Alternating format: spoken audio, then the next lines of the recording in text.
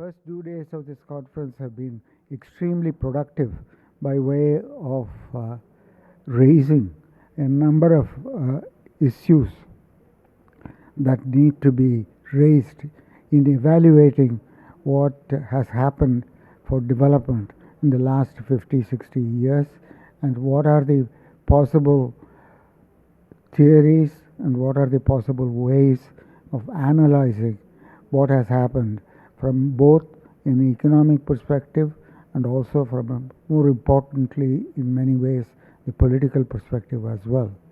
So there are a number of new ideas that are coming up and this conference is exploring some of them. So in that sense it has been extremely productive. If you think in terms of what is development about, there are many components of development. One is of course growth, income growth, real income growth. Second thing is about human development indicators. Third thing is about freedom, individual freedom. This morning we were talking about the dictatorship versus democracy. Take China for example.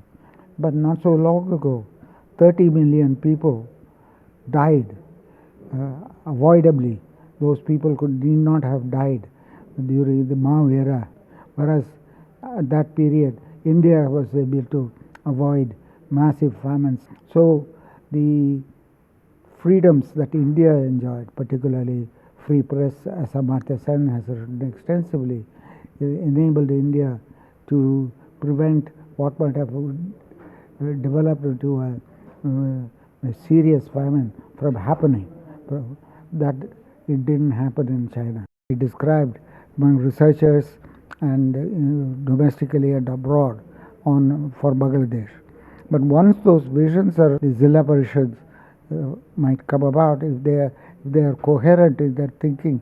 So they suppress to some extent their individual Zilla development towards the larger national development, Bangladesh development to some extent, then there is a possibility of Zilla Parishads, even though they differ what they want for their own districts across Zillas, they may agree on what they all together want for Bangladesh.